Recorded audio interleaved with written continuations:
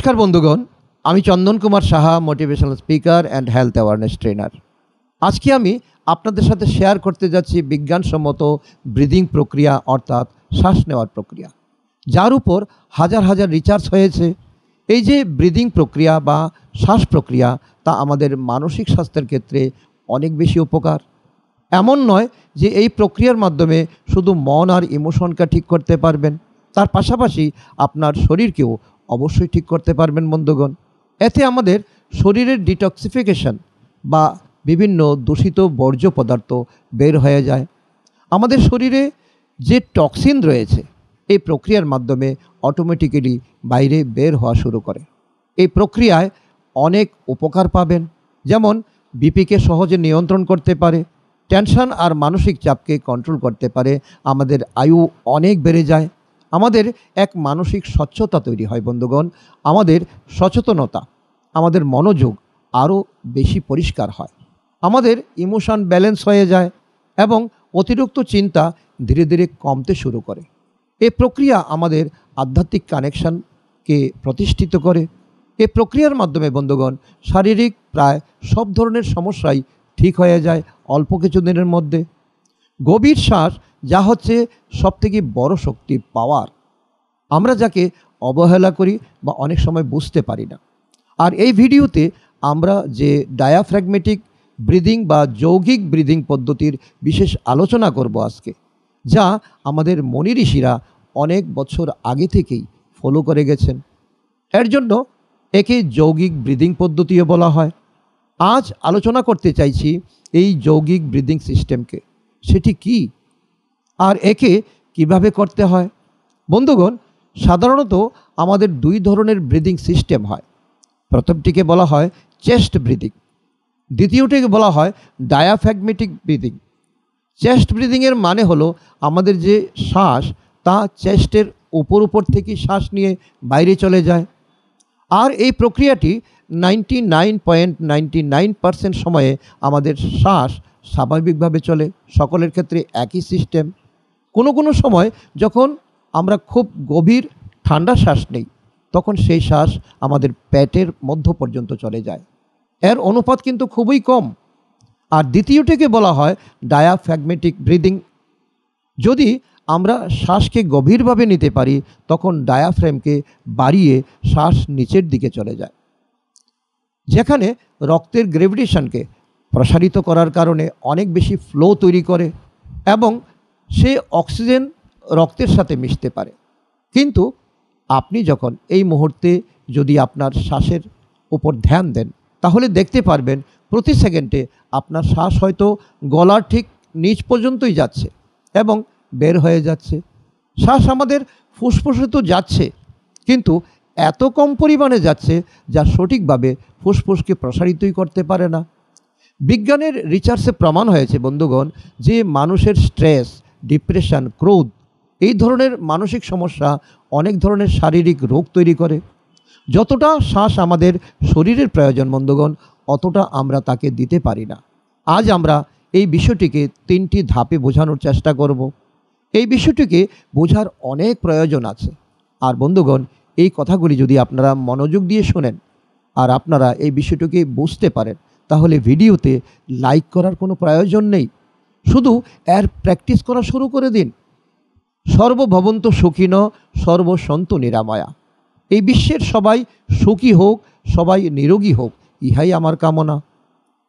আমার এই ভিডিওর জন্য সবথেকে বড় পুরস্কার হবে আপনাদের প্র্যাকটিস। সর্বপ্রথম বিষয় হলো, আমরা যখন চেস্ট ব্রিদিং করি তখন পরিবেশ থেকে আমরা একদম কম পরিমাণে অক্সিজেন পাই শরীরের জন্য। আমাদের শরীর কম অক্সিজেন পায়, আমাদের ব্রেইনে সঠিক পরিমাণে অক্সিজেন পৌঁছাতেই পারে না। আমাদের শরীরের মধ্যে বন্ধুগণ ব্রেইন একদম ছোট একটি অংশ, কিন্তু সবথেকে বেশি অক্সিজেন এই ব্রেইনেরই প্রয়োজন। ব্রেইন হলো এক সুপার কম্পিউটার, যা সম্পূর্ণ শারীরিক সিস্টেমকে নিয়ন্ত্রিত করে, গভর্ন করে বা চালায়। আর যদি কোনো ব্যক্তি মানসিক প্রেসারে থাকে, তাহলে ভেবে দেখুন সেই ব্রেইনকে সারাদিন কত পরিশ্রম করতে হয়। আমরা যদি পর্যাপ্ত পরিমাণে অক্সিজেন নিতে পারি বন্ধুগণ, তাহলে আমরা অনেক সমস্যাকে একসাথে প্রতিরোধ করতে পারি। দ্বিতীয় বিষয় হলো নার্ভাস সিস্টেম। আমাদের যে সেন্ট্রাল নার্ভাস সিস্টেম আছে, সাধারণত এর দুইটি অংশ থাকে। এই বিষয়টি সাধারণ ভাষায় আলোচনা করব, চেষ্টা করব। সর্বপ্রথম হলো ফাইট অ্যান্ড ফ্লাইট সিস্টেম, অর্থাৎ অস্থিরতা। দ্বিতীয়টি হলো আমাদের রিল্যাক্সেশন সিস্টেম, অর্থাৎ সুস্থিরতা। এই দুটির মধ্যে ভারসাম্য বা ব্যালেন্স থাকা অনেক প্রয়োজন। কিন্তু আমাদের রিল্যাক্সেশন সিস্টেম অ্যাক্টিভ হতেই পারে না। কেন পারে না তা জানেন? তা বিজ্ঞানসম্মতভাবে আলোচনা করার চেষ্টা করছি। সেন্ট্রাল নার্ভাস সিস্টেমের উপরের অংশকে বলা হয় সিম্প্যাথেটিক নার্ভাস সিস্টেম, আর নিচের অংশকে বলা হয় বন্ধুগণ parasympathetic nervous system. Parasympathetic nervous সিস্টেমকে যুক্ত করে vagus nerve. Parasympathetic nervous system stimulate হলে শরীরের সব সিস্টেম সাধারণভাবে কাজ করা শুরু করে। ভয়কে ম্যানেজমেন্ট করতে পারে, মেন্টাল স্টেজকে অনেক উন্নত করতে পারে, বিচারের উপর কন্ট্রোল করতে পারে। তা না হলে ছোট ছোট স্ট্রেস মানুষকে অনেক সময় ভুল সিদ্ধান্তের মধ্যে নিয়ে যায়। যাদের প্যারাসিম্প্যাথেটিক নার্ভাস সিস্টেম স্টিমুলেট হয় বন্ধুগণ, তাদের এমন কোনো বিপত্তি জীবনে হয় না। আর আমাদের ভিতরের ভুল ঠিক হওয়ার যে প্রক্রিয়া, তাকে অ্যাক্টিভ করে। যখন আমরা গভীর শ্বাস অথবা ডায়াফ্র্যাগমেটিক শ্বাস নিতে পারবো, এতে অনেক বেনিফিট হবে আমাদের। স্বামী রামা সায়েন্স অফ ব্রিথকে, অর্থাৎ শ্বাস নেওয়ার প্রক্রিয়াকে দুনিয়ার সবচাইতে বড় পাওয়ার বলেছেন। স্বামী রামা পুরা আমেরিকাকেই তাক লাগিয়েছিলেন, যিনি এই গভীর শ্বাসের প্রক্রিয়াকে ফলো করে নিজের শরীরকে সম্পূর্ণ নিরোগ রাখতে পেরেছিলেন। আর তাছাড়া তিনি মাঝে মধ্যে এই গভীর শ্বাস প্রক্রিয়া ফলো করে একদম ডেল্টা অবস্থাতে চলে যেতে পারতেন, একদম মৃত শরীর তৈরি করে নিতে পারতেন, শ্বাস একদম বন্ধ করে দিতে পারতেন, আবার ইচ্ছানুসারে জীবিত অবস্থায় চলে আসতে পারতেন। আমাদের কিন্তু বন্ধুগণ এই এক্সপিরিয়েন্স করার কোনো প্রয়োজন নেই। এইগুলি এক্সপিরিয়েন্স করা যোগী পুরুষের কাজ। আমাদের তো শুধু টেনশনকে ফ্রি করা প্রয়োজন, মানসিক রোগকে দূর করা প্রয়োজন, শরীরকে সুস্থ রাখতে পারলেই চলে, আমাদের নিরোগ হতে পারলেই চলবে। বন্ধুগণ, আজকের আলোচনার মাধ্যমেই মানসিক চাপকে নিয়ন্ত্রণ করতে পারবেন অটোমেটিক, আবেগকে ভালোভাবে নিয়ন্ত্রণ করতে পারবেন অটোমেটিক। রিসার্চে দেখা গেছে আমাদের বেশিরভাগ ক্ষেত্রেই শরীর রিপেয়ারিংয়ের প্রক্রিয়াটি কখন শুরু হয় জানেন? যখন আমরা ডিপ স্লিপ করি, খুব গভীর ঘুমে যেতে পারি তখন। না, শুধু নর্মাল ঘুম হলে চলবে না, যখন গভীর ঘুম হবে তখন। এমন অনেক লোক আছেন যাদের অল্প সময়ের মধ্যেই অনেক ভালো ঘুম হয়ে যায়, আর এমন অনেক লোক আছেন যাদের 10 ঘন্টা ঘুমিয়েও ভালো ঘুম হয় না। ঘুম থেকে ওঠার পর এমন মনে হয় যেন মাথায় কি ভার নিয়ে আছেন। আমরা বন্ধুগণ গভীর ঘুমে যেতে পারি না, তার 3টি কারণ কি জানেন? প্রথমত, নিজের শরীরকে হাইপার অক্সিজেনেট করতে পারি না, দিতে পারি না, অক্সিজেন যোগান দিতে পারি না। নাম্বার 2, ভেগাস নার্ভকে স্টিমুলেট করতে পারি না। নাম্বার 3, আমাদের প্যারাসিম্প্যাথেটিক নার্ভকে সিস্টেমকে অ্যাক্টিভেট করতে পারি না। আমি আপনাদের সাথে শেয়ার করছি কিভাবে এই প্র্যাকটিস করতে হয়। এখন এর 4টি পাওয়ারফুল টেকনিক আপনাদের সঙ্গে শেয়ার করতে যাচ্ছি, যার মধ্যে সর্বপ্রথম হলো প্রাণায়াম, যা হতে পারে ভ্রমরী বা অনুলোম বিলোম বা কপালভাতি বা নারী সুদম প্রাণায়াম। এইসব বিষয়ে অনেক ভিডিও ইউটিউবে এবং বিভিন্ন জায়গাতে তো অনেক আছে। প্রাণায়াম বন্ধুগণ এক বেসিক যোগ হিসাবে আমাদেরকে হেলদি আর হ্যাপি রাখে। আজকের এই ব্রিদিংয়ের ছোট ছোট এক্সারসাইজ করে আপনি নিজের জীবনকে খুব ভালো ও সুস্থ রাখতে পারবেন। আমি আজ এই টেকনিক আপনাদের সঙ্গে শেয়ার করব। এর প্রভাব দেখবেন এই ভিডিও শেষ হওয়ার পরে আপনি নিজেই দেখতে পারবেন তার ডিফারেন্স। প্রাণায়াম ছাড়া বাকি 3 ব্রিদিং এক্সারসাইজ সহজ টেকনিক হলো: 1 নম্বর ডিপ ব্রিদিং, মানে গভীর শ্বাস নেওয়া, পেট পর্যন্ত শ্বাস নেওয়া। Number 2 systematic breathing. Number 3 dynamic breathing. এর মধ্যে বন্ধুগণ অনেক ধরনের প্যাটার্ন আছে, ভালোভাবে লক্ষ্য করবেন যাতে আপনার এর থেকে অনেক বেশি উপকার পেতে পারেন। সর্বপ্রথম হলো গভীর শ্বাস বা ডিপ ব্রিদিং। এই গভীর শ্বাস আমাদের কখন নেওয়া প্রয়োজন? এসব থেকে ভালো সময় হলো সকালে আমাদের যখন পেট খালি থাকে, আপনি প্রথমে একদম ধীরে ধীরে শ্বাসকে ভিতরে নিতে হবে। এমন অনুভব করতে হবে যেন এই শ্বাস আপনার বুককে না ফুলিয়ে আপনার পেটকে ফুলিয়ে দেয়। এই সিস্টেমটি বন্ধুগণ আমাদের আয়ুকে অনেক লম্বা করে। এমনও বলা হয় মানুষ কতদিন বাঁচবে তা নির্ভর করে তার শ্বাস নেওয়ার প্রক্রিয়ার উপর। আর অনেক জায়গাতে রিসার্চ করে এর অনেক প্রমাণ পাওয়া গেছে। একটি কুকুর 1 মিনিটে 15 থেকে 20 বার শ্বাস নেয়। তাদের জীবন সর্বাধিক কত হয়? অ্যাভারেজ 8 থেকে 9 বছর। আর যে কচ্ছপ আমরা দেখতে পাই তারা 1 মিনিটে 2 থেকে 3 বার শ্বাস নেয়, ধীরে ধীরে শ্বাস নেয়, আর তারা বাঁচেও মিনিমাম 200 বছর। অনেক জীবজন্তুদের নিয়ে রিসার্চ করা হয়েছে বন্ধুগণ, আর দেখা গেছে যে যত বেশি গভীর শ্বাস নিতে পারে তত বেশি তাদের স্বাস্থ্য ভালো যায়। আপনি দেখবেন বন্ধুগণ, যদি প্র্যাকটিস শুরু করেন তাহলে যেখানে আপনি 1 মিনিটে 7 বা 8 বা 10 বার শ্বাস নিচ্ছেন তা কমে গিয়ে ধীরে ধীরে 3 থেকে 4 হয়ে যাবে। যদি আপনি গভীরভাবে শ্বাস নিতে পারেন, 5 সেকেন্ড সময় নিয়ে শ্বাস ভিতরে নিন, আবার 5 সেকেন্ড সময় নিয়ে শ্বাস বের করুন। একে প্রথমে 3 বা 4 থেকেও শুরু করতে পারেন। যদি আপনি হাঁপানির রোগে কষ্ট পেয়ে থাকেন তাহলে এই প্র্যাকটিস অবশ্যই করবেন না, ডাক্তারের সাথে অবশ্যই পরামর্শ নিয়ে নেবেন। কিন্তু যারাই সুস্থ আছেন আপনারা এটিকে 3 সেকেন্ড থেকেই শুরু করতে পারেন। 3 সেকেন্ড সময় নিয়ে শ্বাসকে ভিতরে নিন, 3 সেকেন্ড সময় নিয়ে শ্বাসকে বাইরে বের করুন, এরপর 4 সেকেন্ড, এরপর 5 সেকেন্ড, প্র্যাকটিস করে করে একে কয়েক মিনিট পর্যন্ত বাড়াতে থাকুন। Number 2, systematic breathing. Systematic breathing আপনি সারাদিনই করতে পারেন।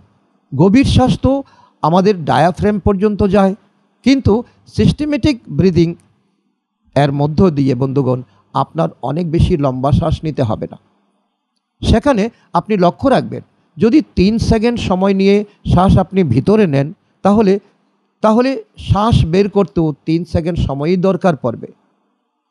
এই এক সিস্টেমেই যাতে সম্পূর্ণ শ্বাস চলে লক্ষ্য রাখবেন, এতে আমাদের যে সচেতনতার পরিমাণ অনেক বেশি বেড়ে যায়।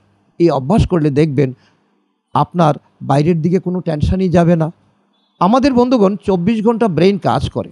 যদি অতিরিক্ত টেনশন আপনি করেন, এই সিস্টেমেটিক ব্রিদিংয়ের মাধ্যমে আপনি অতিরিক্ত চিন্তা থেকে বেঁচে যাবেন, রেহাই পেয়ে যাবেন। যদি আপনি অতিরিক্ত টেনশন থেকে বাঁচতে পারেন বন্ধুগণ, তাহলে জীবনে কতই না কিছু আশ্চর্য করে দেখাতে পারবেন। তৃতীয়ত, এক্সারসাইজটি 2 ভাবে করতে পারেন, বক্স ব্রিদিং এবং স্ট্র ব্রিদিং। এক বক্সের যেমন 4 অ্যাঙ্গেল থাকে, 4টি আলাদা আলাদা কিনারা থাকে, এইভাবে আমাদেরও 4টি ধাপে ধাপে শ্বাস নিতে হবে।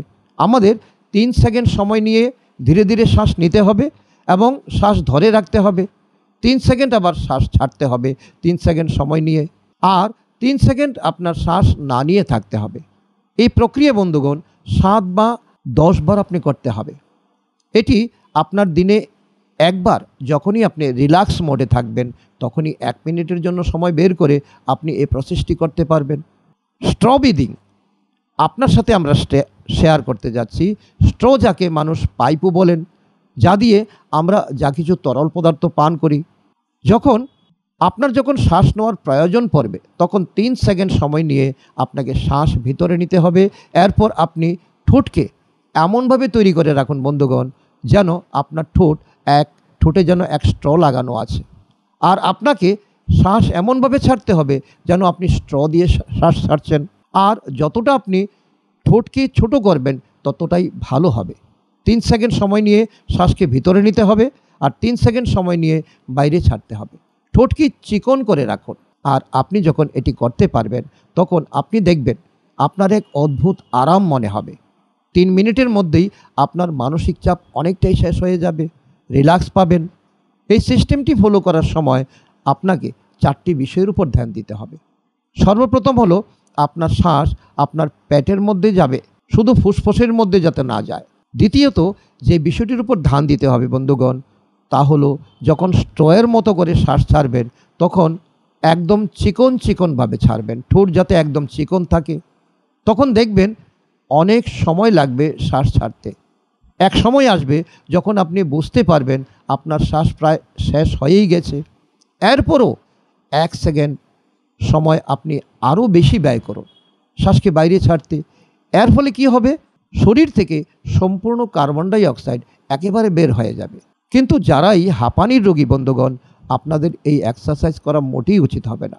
তৃতীয় যে বিষয়ের উপর আপনার ধ্যান দিতে হবে তা হলো, যখনই আপনি এইভাবে মুখ দিয়ে স্ট্র সিস্টেমে শ্বাস ছাড়বেন, তখন দেখবেন আপনার ভিতরের সম্পূর্ণ শ্বাস খালি হয়ে যাবে, সম্পূর্ণ কার্বন ডাই অক্সাইড বাইরে বের হয়ে যাবে, আপনার শরীর আবার শ্বাস নিতে চাইবে।